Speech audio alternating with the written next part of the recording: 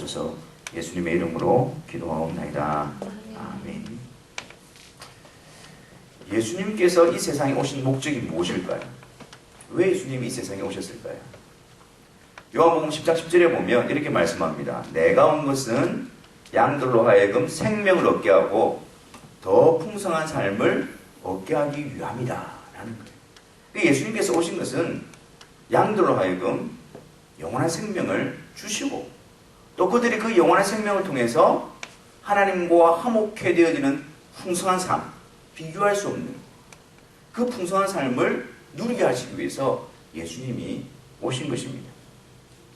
이 일을 이루시기 위해서 예수님은 지금 예루살렘으로 향하고 계십니다. 예루살렘으로 들어오십니다. 그리고 골고다를 향하고 계시고 그곳에서 십자가에서 자신의 생명을 내어 주십니다. 자기의 양들, 하나님께서 예수님께로 이끄신 그들에게 영원한 생명을 주시기 위해서 그들로 하여금 하나님 아버지와 화목하는 그 놀라운 삶을 허락해 주시기 위해서 예수님은 친히 십자가를 지시고 못 박히심으로 살찌지시고 피 흘려 자신의 생명을 내어주시는 것입니다. 왜냐하면 죄인들을 하나님의 영원한 생명과 또 하나님과 화목하기 위해서는 그들을 사로잡고 있는 죄와 죄의 형벌의 문제를 해결해야 하기 때문입니다. 그래서 예수님은 그들의 죄를 대신 담당하시고 하나님의 진노와 심판과 형벌을 십자가에서 예수님이 대신 다 받으심으로 말미암아 이 일이 이루어질 수 있도록 하시는 것입니다. 이 길 외에는 없거든요. 이 방법 외에는 없기 때문에 하나님의 아들이신 죄 없으신 예수님께서 육신을 입고 이 세상에 오셔서 우리의 죄를 대신 담당하시고 십자가에서 살찌시고 피 흘리심으로 우리의 죄에 대한 심판을 다 받아내시고 계신 것입니다. 이것이 바로 예수님께서 이 세상에 오신 목적인 것입니다. 다른 이유가 아니라 생명을 얻게 하고 하나님과의 화목된 풍성한 삶을 누리게 하기 위해서 예수님께서 이 세상에 오신 것입니다. 그래서 우리가 예수님 하면 예수님의 십자가의 죽으심을 가장 먼저 떠올려야 하는 것입니다. 그것이 주님이 오신 목적이니까요. 그리고 우리 신앙생활에 있어서의 중심도 바로 예수 그리스도의 십자가여야 합니다. 우리가 영생을 얻은 자로서 영생을 얻을 수 있었던 유일한 근거가 바로 예수 그리스도의 십자가인 것입니다. 다른 것을 내세우는 것이 아니라 다른 것을 자랑하는 것이 아니라 우리의 믿음에 대한 근거, 우리의 믿음에 대한 증거, 우리의 신앙에 대한 그 기준으로서 오로지 예수 그리스도의 십자가만을, 예수 그리스도의 죽으심만을 우리는 내세울 수 있어야 하는 것입니다. 그래서 우리의 신앙생활의 첫 시작도 바로 예수 그리스도의 죽으심입니다. 그리고 우리가 신앙생활을 하다가 매번 돌아와야 될 곳, 그것도 예수 그리스도의 십자가입니다. 그래서 모든 우리들의 모습이 예수 그리스도의 십자가를 통해서 그것이 드러나야 합니다. 우리의 모든 모습이 예수 그리스도 위에 세워져야 되고 예수 그리스도의 죽으심에 뿌리 박혀서 그 위에서 자라나야 하는 것이 바로 신앙생활의 모습인 것입니다. 우리 삶 가운데에, 우리 신앙생활 가운데에 이 예수 그리스도의 죽으심을 항상 기억하고 거기로 돌아가고 거기로부터 시작하기 위해서 주님은 성찬을 제정하셨습니다. 성찬, 떡과 잔을 가지심으로 이것을 행할 때마다 떡과 잔을 나누면서 항상 예수 그리스도의 죽으심을 기억하고 그 예수 그리스도의 죽으심으로 돌아오고 거기로부터 다시 시작하고 그 위에 세워지는 일을 감당하게 하시기 위해서 성찬을 제정하신 것입니다. 그렇기 때문에 성찬이라는 것은 굉장히 신앙생활에 있어서 중요한 것입니다. 이 성찬을 베푼다는 것, 이것을 행하여 나를 기념하라, 나를 기억하라, 굉장히 중요한 것입니다. 단지 떡을 떼서 나누고 잔을 나누는 그런 의식적인 의미만을 이야기하는 것이 아닙니다. 이것을 통해서 항상 주님의 죽으심을 기억하는 것, 주님의 죽으심이 내 속에서 풍성하게 드러나게 하는 것. 그것을 통해서 주님의 죽으심을 내가 온전히 붙들게 되어지는 은혜의 방편이 바로 성찬인 것입니다. 그렇기 때문에 우리는 성찬을 통해서 그냥 매번 반복적으로 행하는 의식으로 접근하는 것이 아니라 이 시간을 통해서 모일 때마다 떡과 잔을 나눌 때마다 예수님의 살찌심과 피 흘리심의 의미를 내 속에서 충만하게 체험하고 붙들고 확증할 수 있어야 하는 것입니다. 여러분, 우리들의 모습을 한번 돌아보십시오. 사실 우리가 예수 그리스도의 죽으심이 우리 신앙의 중심이고 우리의 삶의 목적이라는 것에 대해서 아니다라고 말할 수 있는 사람은 아무도 없습니다. 다 알고 있습니다. 그런데 우리들의 삶 가운데서 얼마나 그분의 죽으심을, 그분의 십자가를 떠올리고 있습니까? 기억하고 있습니까? 우리의 삶에서 그것이 어떻게 역사하고 있느냐라는 것입니다. 알고는 있지만, 중요하다라고 생각은 하고 있지만, 실제로 우리 삶 가운데서는 아무런 의미도, 아무런 능력도 나타내지 못하고 있는 것이 우리의 현실이지 않습니까? 이 세상의 바쁨 속에서 우리가 늘 돌아가면서 그 예수 그리스도의 그 십자가의 의미를 생각해 볼 겨를조차도 없는 것이 우리의 현실적인 모습입니다. 또는 이 시대는 어떻습니까? 이 시대의 생각들, 이 시대의 이론들, 이 시대의 사상들은 그 예수 그리스도의 십자가를 조롱합니다. 그 예수 그리스도께서 죽으심으로 죄인들의 죄가 사해졌다고 조롱하고 비난하고 경히 여깁니다. 근데 우리도 알지 못하는 새에 그런 생각이 우리도 사로잡혀서 우리도 동일하게 그 예수 그리스도의 십자가의 죽으심에 대해서 경히 여기는 것이 우리 가운데 자리 잡고 있는 것을 보게 되어집니다. 더 안타까운 것은 그 예수 그리스도의 십자가의 죽으심의 의미를 붙들고 선포해야 될 교회 안에서마저도 여러 가지 프로그램과 바쁨과 사역이라는 이름으로 그 의미가 희석되어져 가고 그 의미가 점점점 뒤로 밀려가는 것을 보게 되어집니다. 이런 상황 가운데서 주님께서 제정하신 성찬, 떡을 나누고 잔을 나누면서 예수님께서 나를 위해서 살찌시고 피 흘리신 그 놀라우신 그 은혜의 의미를 우리가 깊이 체험하고 우리 심령에 새기고 다시 붙드는 이 일은 너무나도 중요하게 여겨져야 될 일인 것입니다.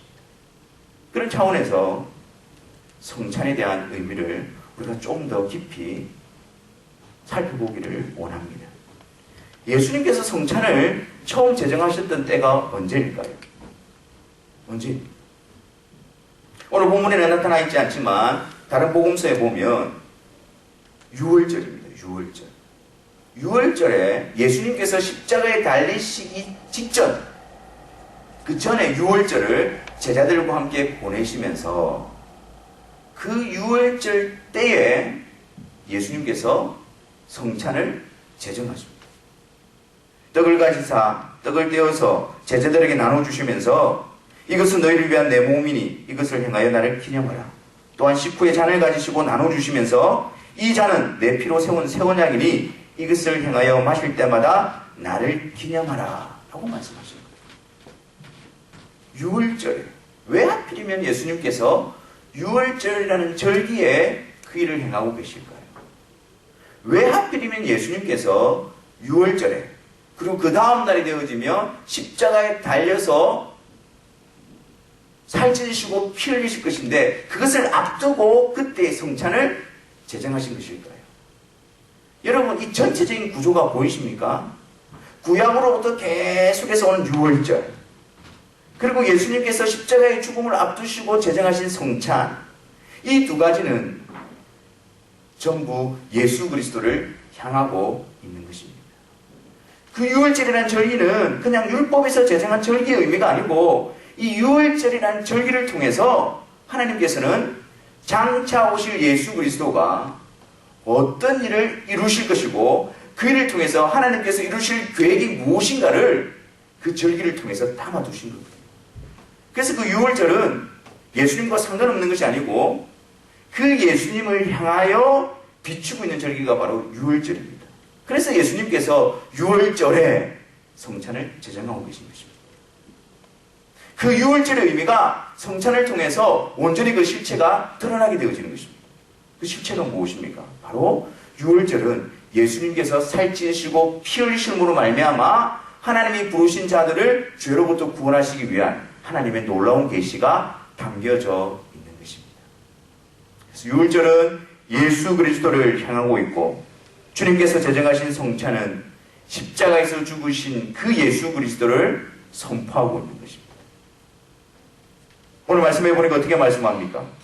이것에 대하여 주의 죽으심을 그가 오실 때까지 전하는 것이다 라고 말하죠. 그러니까 이 성찬이 언제까지 계속해서 되어져야 된다는 말씀입니까? 주님 오실 때까지. 어떤 의미입니까? 어떤 의미일까요?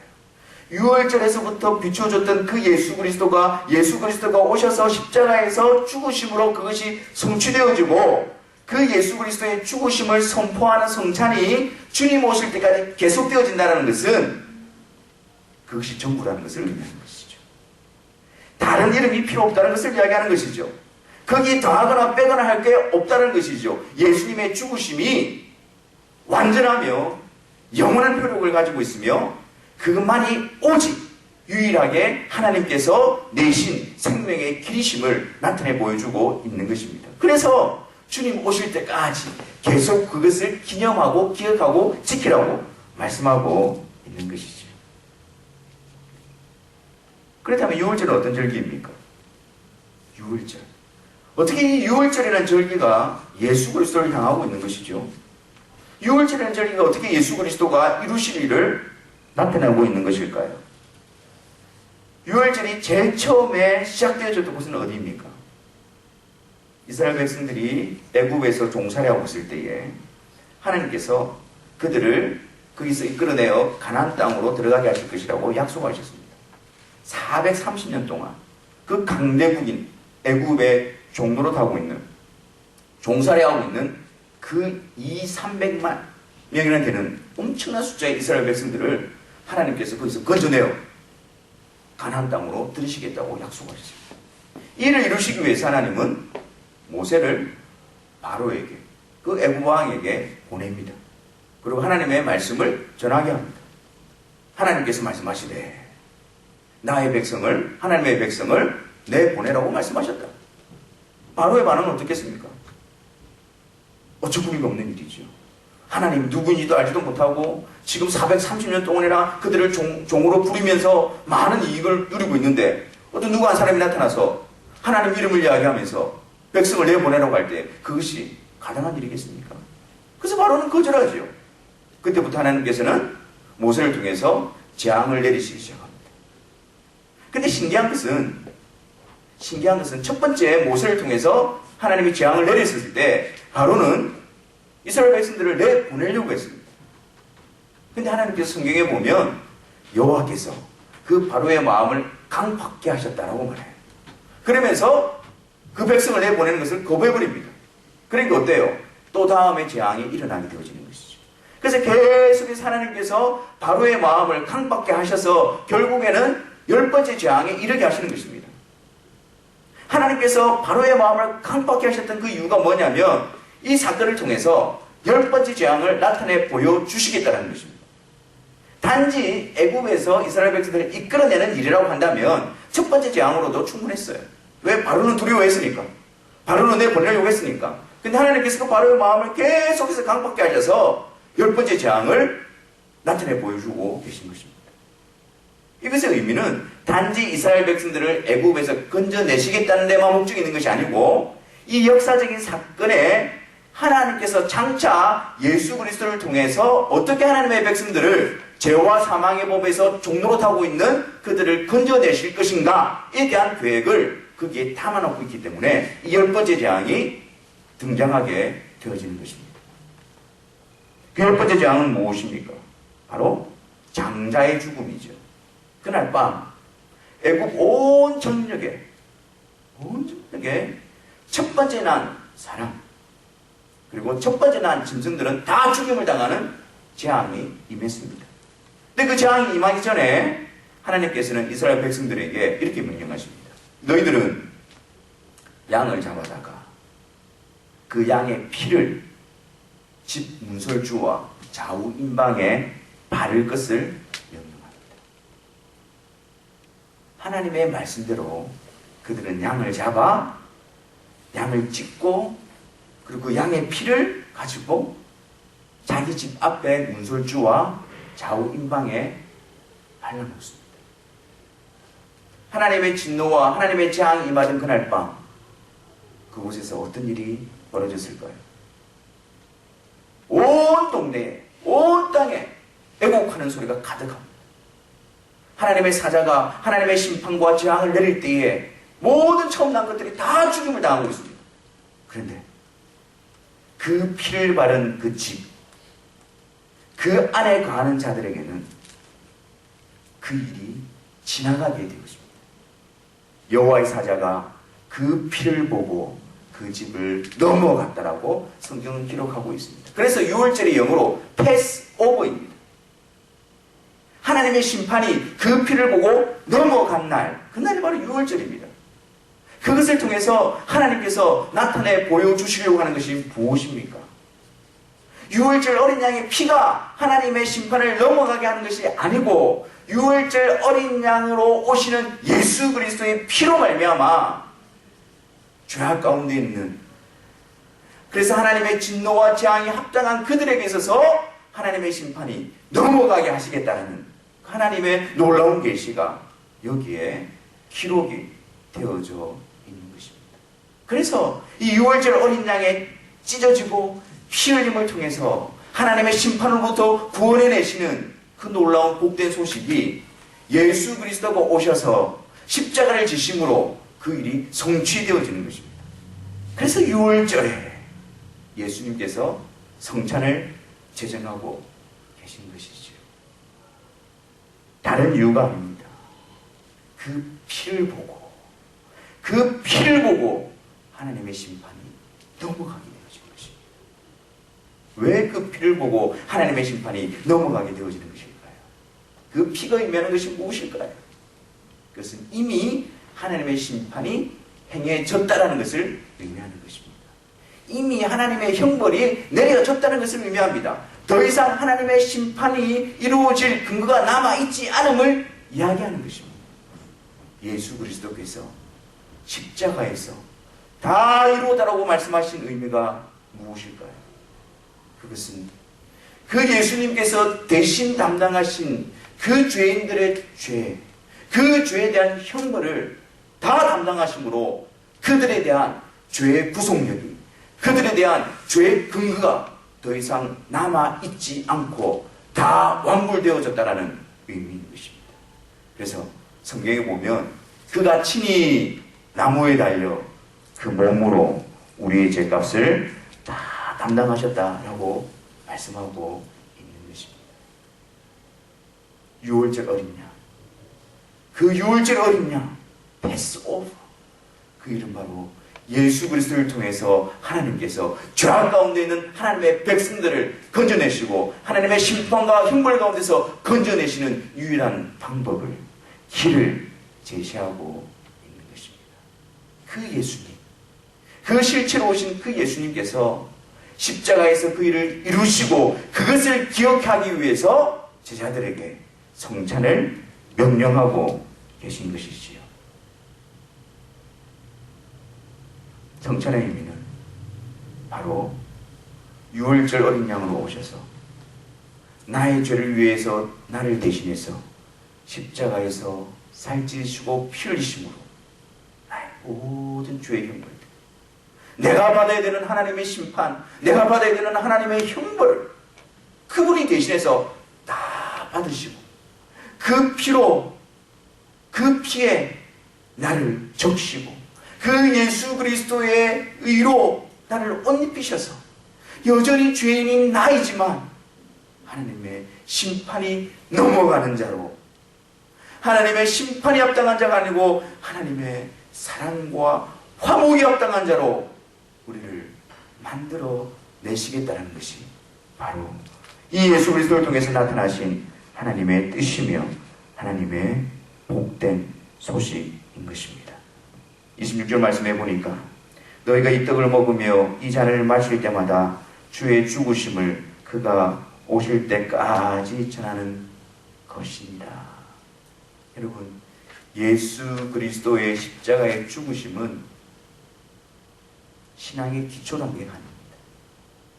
주님 오실 때까지 항상 붙들어야 될 신앙의 전부입니다. 주님 다시 오실 때까지 그것만을 붙들고 그것만을 기억하고 그것만을 내세워야 될 진리인 것입니다. 오직 예수 그리스도 그분을 통해서만, 오직 예수 그리스도 그분을 통해서만 내가 하나님으로부터 영원한 생명을 얻고 하나님과 화목해 되어졌음을 확신할 수 있는 유일한 근거로 그분을 우리가 항상 기억해야 하는 것입니다. 우리가 왜 이렇게 모일 때마다 자주 성찬을 해야 되는 이유가 무엇일까요? 앞서서 언급했지만 우리의 연약함 때문입니다. 우리가 알고는 있지만 자꾸만 우리는 그 사단의 종지에 넘어가게 되어집니다. 자꾸만 우리는 그 사단의 속임수에 넘어가게 되어집니다. 그 예수 그리스도의 십자가를 바라보고 하나님께서 그리스도를 통해서 우리에게 들려주시는 그 복된 소식을 믿음으로 반응하고 붙들어야 되는데, 그 그리스도의 십자가를 바라보기보다 자꾸 내 모습을 바라보는 거예요. 자꾸 내 생각을 붙드는 거예요. 그래서 내가 그 죄의 짐을 지려고 하고, 내가 그 죄에 대한 뭔가 치부를 하려고 하고, 내가 뭔가를 하려고 하는 거기에 내 마음이 온통 빼앗겨버립니다. 죄책감이 시달리게 되어지고 죄의 두려움 가운데 눌려지게 되어지는 거예요. 우리가 성찬을 해야 되는 이유가 무엇입니까? 우리가 성찬을 통해서 회복해야 될 것이 무엇입니까? 나를 바라보는 것이 아니라 나에게 있는 죄 문제를 온전히 해결해 주신 그 예수 그리스도의 십자가, 나를 대신해서 하나님으로부터 내가 받아야 될 모든 것을 진노와 흥분을 대신 다 받으신 그 예수 그리스도를 바라보고 그분을 믿음으로 나를 바라보라는 거예요. 그분 안에 있는 나를 바라보라는 거예요. 그분을 통해서 나를 바라보시는 하나님의 약속을 붙들라는 것입니다. 이 공격이 끊임없이 우리를 향해서 달려오기 때문에, 끊임없이 우리를 속이려고 하고 있기 때문에 우리는 매번 성찬을 행함으로 그분의 십자가의 복음 앞에, 그분의 십자가에서 이루신 그 일 앞에 우리는 달려가야 되는 것입니다. 우리의 마음을 그곳으로 향하게 해야 되는 것입니다. 그 십자가를 통해서 우리에게 주시는 하나님의 놀라운 은혜의 소식을 우리는 항상 들으므로 믿음으로 반응해야 하는 것입니다.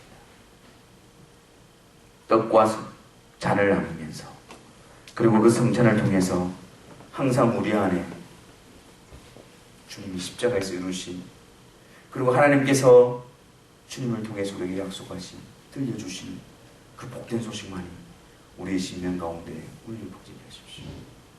그 소식만이, 그 영원하신 신실하신 하나님의 약속만이 우리의 마음을 지배하고 기도하시기를 바랍니다. 떡과 성찬을 행함으로 말미암아, 떡과 잔을 행함으로, 성찬을 행함으로 말미암아 내가 그 떡을 받는 거잖아요. 내가 그 잔을 받는 거잖아요. 이것이 실제적으로 주님의 살과 피는 아니지만 주님의 살과 피를 상징하는 거잖아요. 그것을 내가 받는 거잖아요.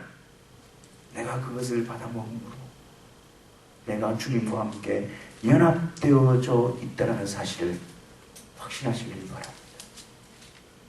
성찬의 자리에 나를 대신해서 죽으신 그 주님이 내 안에 거하고, 죄인인 나이지만, 불의한 나이지만 나의 의로움이 되신 그 주님 안에 내가 거한다는 사실을 그 떡과 잔을 받으면서 확신하게 되어지는 것입니다. 그리고 또한 우리가 이 성찬을 행함으로 말미암아 내가 믿는 분이 바로 예수님이라시는 것을 공식적으로 선포하는 것입니다. 이 세상을 향하여 우리를 정죄하고 있는 그런 율법의 고소 앞에서, 사단의 정죄 앞에서 나는 예수 그리스도 안에 속한 자라고 당당하게 믿음으로 고백하는 것입니다. 그러므로 사랑하는 성도 여러분, 우리가 항상 성찬을 통해서 기억하고 우리의 연약함 가운데서, 또 우리가 이렇게 넘어지고 또 속임수 가운데서 또 쓰러져 있는 가운데서 우리의 심령이 회복되어지고 힘을 얻을 수 있는 것은 주님의 십자가 앞으로 나아가는 것 외에는 없습니다. 주님의 뜻과 잔을 받으면서 주님이 나에게 들려주시는 음성 앞에 믿음으로 반응하고 주님이 나를 위해서 이루신 그 일만을 붙들고 그것을 통해서 주님 안에서 우리가 세워지게 되는 것입니다. 주님께서 우리를 사랑하신 그 사랑이 얼마나 크고 놀라운지 다른 것과는 비교할 수가 없습니다. 주님께서 십자가에서 보여주신 우리를 향하신 그 사랑은 다른 어떤 것과 비교할 수가 없습니다. 만약에 그 예수님께서 하나님으로부터 철저하게 버림을 받고 율법의 모든 저주를 친히 감당하게 된 때에도 결코 우리를 버리지 않으시고 우리의 구원을 이루어 주셨습니다. 만약에 그 주님께서 우리에게 좋은 가르침을 주시고 그 주님께서 우리 현실의 필요를 채워주시고 그 주님께서 우리에게 좋은 것으로 날마다 공급해 주신다 할지라도 우리의 제 문제를 해결하시기 위해서 우리의 영원한 생명을 하기 위해서 그 하나님으로부터 철저하게 외면당하고 버림을 당하고 율법의 정죄 앞에 그 죄의 형벌을 받는 그 십자가의 길에서 주님이 만약에 돌아가셨다면 그 길을 주님이 가지 않으셨다면 우리에게 그 영원한 생명이 주어지지 않았을 것입니다.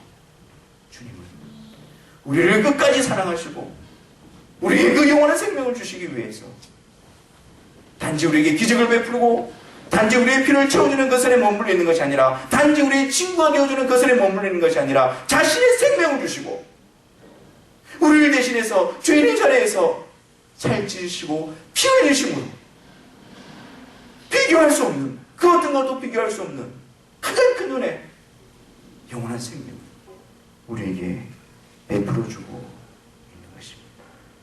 주님이 그 십자가의 길을 가셨기에 우리에게 의롭다 하심이 선포되어지는 것입니다. 주님이 우리를 대신해서 십자가에서 살찌시고 피 흘리시고 죽어주셨기 때문에 생명을 주셨기 때문에 죄와 사망의 법에서 해방이라는 것이 선언되어지는 것입니다. 주님께서 우리를 대신해서 하나님으로부터 버림을 당하고 주님이 우리를 대신해서 그 모든 진노를 그 몸으로 생명으로 피 흘리심으로 다 감당하셨기 때문에 우리에게 용서와 속죄와 하나님과 화목과 하나님의 잔을 또 올라온 복이 임하게 되어지는 것입니다. 나를 기념하라. 나를 기억하라. 그 주님을 기억하는 것보다 우리에게 더 복됨은 없습니다.